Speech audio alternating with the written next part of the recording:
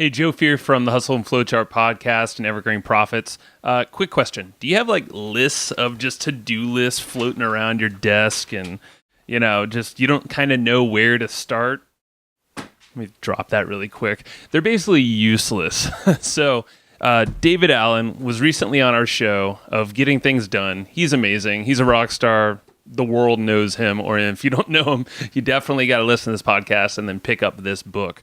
But he basically explains how, a lot of folks will get buried in their lists and they think that they have to check the box to complete every single thing on their list. But, it's just like he related it to going to a restaurant and looking at the menu. You're not going to eat every single thing on that menu, at least not all at the same time. You're going to come back maybe later. Maybe it's not a good fit.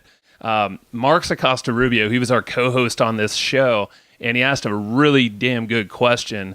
And this is really for people who are possibly into getting things done already, or at least are kind of swimming in this never-ending to-do list and then feel like a sense of anxiety over it. That's kind of how I was. Still kind of am to an extent, but now that we're actually going through this really deep, getting things done, the method, GTD, that stuff is quickly going away. But still, this lingering question that David answers is something that a lot of GTDers actually get kind of stuck in. So let's listen to David really quick on the podcast here to see what his answer is to that.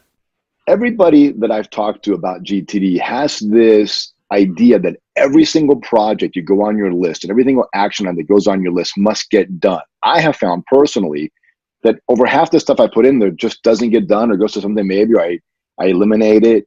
Is that part of the whole GTD phenomenon, is that even though you write some things down, they just don't get done because they become irrelevant? Yeah, or they just never make it up to the top of the list. It's like, how many of those books behind you have you not read yet? A good, about 20%. Right. So are you stressed about that? Or, hey, no, those are just options in case I get time, in case that rings my bell, I got a library.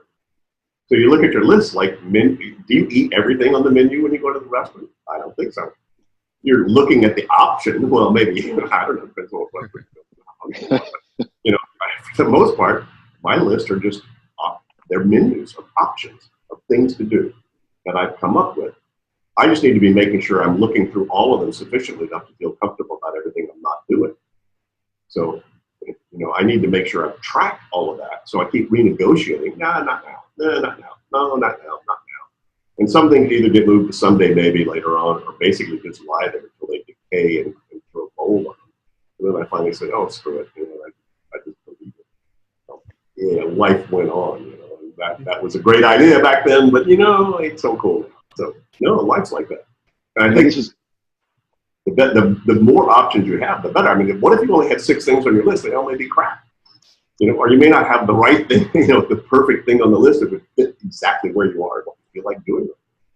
So there's no problem with having a big list. The truth is, and once you really get, and you've probably discovered this, Mark, too, at some point, some part of you psychologically will sort of, determine you've got a quota, that you've come up to. And it's time to stop creating, it's time to start completing. And I've gone through these sort of 6-month cycles where I just have all kinds of creative ideas and create all kinds of new projects and all kinds of things going on. And then some part of my little 7-year-old inside of me goes, too much, come on, stop, don't do that. And my creative process slows down, but my implementation process speeds up. So I think there's a natural rhythm that we all have about creating. And so I think once you get used to having this all externalized, that's a more sophisticated level of sort of behavioral awareness.